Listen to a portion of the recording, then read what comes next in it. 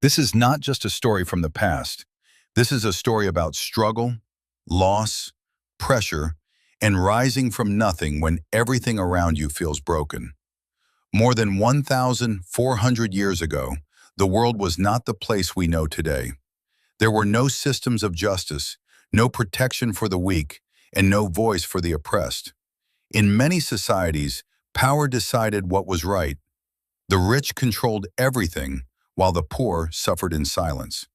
Women had almost no rights, and in some places baby girls were buried alive simply because they were seen as a burden.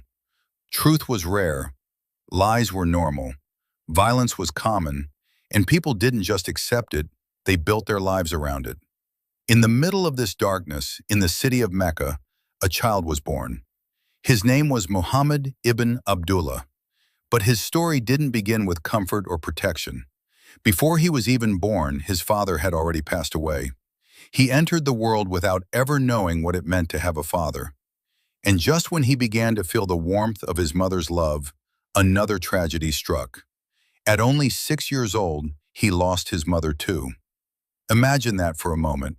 A child standing in a world that already lacked compassion, now completely alone. No parents, no emotional safety, no one to protect him from what was coming. And yet, something unusual began to show.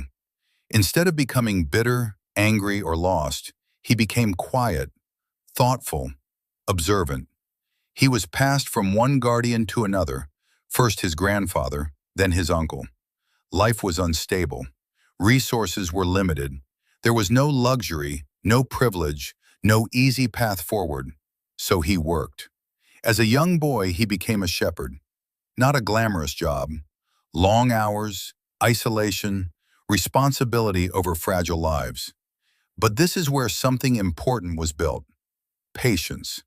He learned how to stay calm under pressure, how to guide without force, how to protect without power. And slowly, people started noticing something different about him. He didn't lie. He didn't cheat. He didn't take advantage of others, even when he could. In a society where dishonesty was normal, he became known as Al-Amin, the trustworthy one. This reputation didn't come from one big action. It came from hundreds of small, consistent choices. Returning what wasn't his, speaking truth even when it was uncomfortable, treating people fairly even when they didn't deserve it. As he grew older, life didn't suddenly become easy. He didn't inherit wealth. He didn't gain power. Instead, he entered trade, working hard, traveling, dealing with people, building trust step by step. And this is where another test appeared. A wealthy businesswoman, Khadija bint Khuwaylid, had heard about his honesty. She had been betrayed before in business, lied to, cheated, so she gave him a chance. "Take my goods," she said. "Trade with them." This was not just a job, it was a test of integrity. He could have taken advantage. No one would have known. The system itself allowed it. But he didn't. He returned with more profit than expected, and every single coin accounted for. No shortcuts, no hidden gain, just honesty. That moment changed everything. Because in a world built on exploitation, he proved something different was possible. And that's the first lesson hidden in this story. Your environment does not control your character. He was born into hardship, surrounded by corruption, raised without stability, yet he chose integrity again and again. And those small choices were quietly preparing him for something far greater than anyone could imagine. Life continued, but the pressure around Muhammad ibn Abdullah did not disappear. Even after building a reputation for honesty and marrying Khadija bint Khuwaylid, the world around him remained deeply broken. He now had stability at home, respect, support, and emotional peace. But outside, nothing had changed. The same zulm, the same injustice, the same cruelty filled the streets of Mecca. People still worshipped idols made by their own hands. The poor were still ignored. The weak were still abused. And something inside him could not accept it. This is where a new kind of struggle began. Not physical, but internal. He started withdrawing from society, not because he was afraid, but because he was searching for truth in a world full of noise, searching for meaning in a system that made no sense. He would climb a mountain outside Mecca and sit alone in a cave. No distractions, no voices, just silence. This cave, known as Hira, became his place of reflection. Days would pass, sometimes nights. He would think deeply about life, about justice, about right and wrong. He had no teacher guiding him, no book to read from, no system to follow. Only a sincere heart, asking real questions. And then, everything changed. At the age of 40, in the middle of one of these quiet moments, something unexpected happened. A presence filled the cave, a force he had never experienced before. A command came, read. But he couldn't read. Again the command came stronger, read. Fear took over, confusion, pressure. He responded honestly, I cannot read. Then the words came again, but this time with clarity, a message that would mark the beginning of a mission that would challenge the entire world. This was not a normal moment. This was revelation. Shaken, overwhelmed, and deeply afraid, he rushed back home. His heart was racing, his body trembling. He turned to the one person he trusted most, Khadija. Cover me, he said. He told her everything, every detail, the fear, the voice, the experience. Now here comes a powerful moment. She didn't doubt him. She didn't question his sanity. She didn't tell him he was imagining things. Instead, she reminded him who he was. You help people. You speak the truth. You support the weak. You carry the burdens of others. Someone like you will not be abandoned. In a moment of confusion, she gave him clarity. That support became his first source of strength. But the real test was just beginning. The message was now clear. Speak the truth. Call people to change. Challenge the system. And this is where everything became difficult. At first, the message was shared quietly. Only a few people accepted it. Close friends, family members, individuals who trusted his character. Among them was Abu Bakr, a man known for wisdom and influence. The moment he heard the message, he believed it without hesitation. But outside this small circle, the reaction was completely different. When the message became public, the same people who once trusted him turned against him. Why? Because he wasn't just speaking about belief. He was challenging power. He was saying, all people are equal. Wealth does not define value. There is only one God, not the idols you profit from. This threatened everything: business, status, control. So the attacks began. Not physical at first, but psychological. They mocked him. They called him a liar.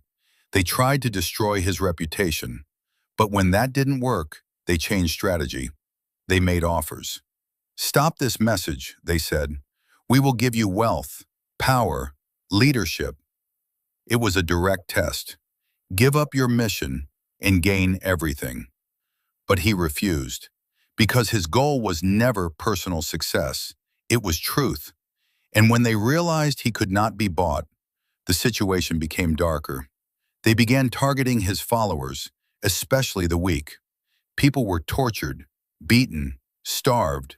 One of them, Bilal ibn Rabah, was dragged into the burning sun, a heavy stone placed on his chest, ordered to deny his belief. But he kept repeating one word: one. This was no longer just a message. This was resistance. And the lesson here becomes clear. When you stand for truth, pressure is guaranteed. You will be tested, not once, but repeatedly. Your comfort will be challenged. Your patience will be stretched. But this is where real strength is built.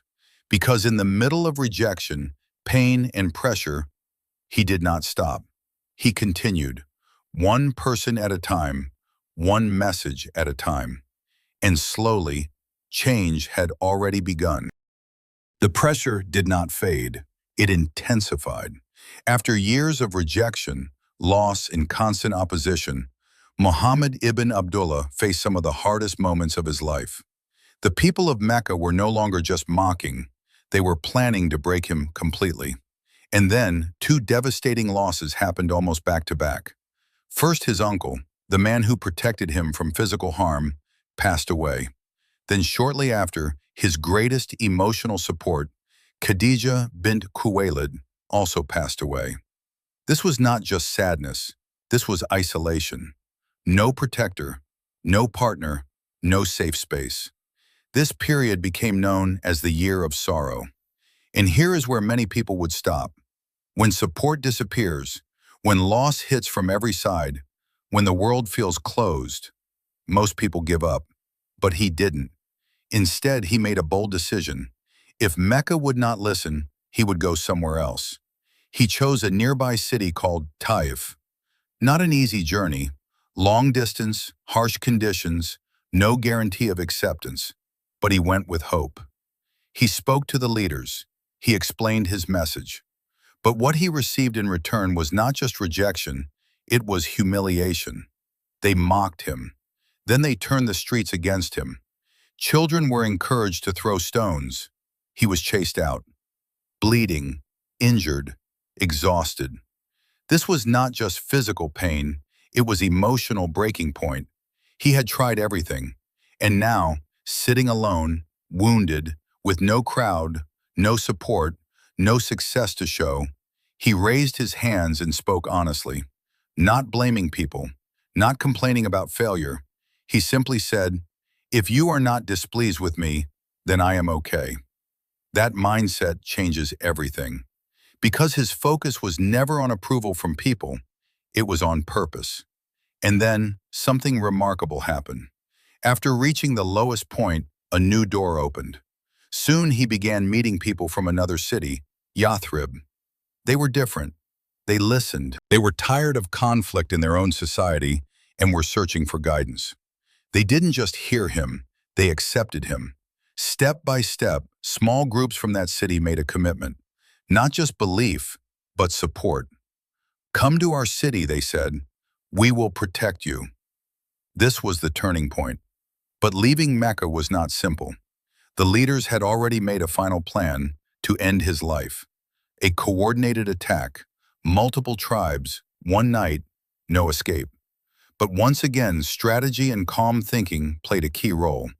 Instead of panic, he planned carefully. With his close companion, Abu Bakr, he left quietly at night. They didn't take the obvious route. They hid in a cave for days while search parties came dangerously close. At one point, the enemy stood right at the entrance. One step more, and everything would be over. But they didn't enter, and the journey continued. This migration, known as Hijra, was not just movement from one city to another. It was a shift from survival to building something new. When he finally arrived in Yathrib, the atmosphere was completely different.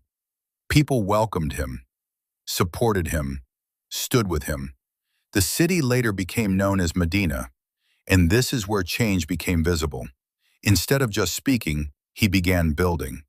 A community based on fairness, a system where the strong did not crush the weak, where people were connected not by tribe, but by values. But even then, challenges didn't disappear. Conflicts came, battles happened, mistakes were made.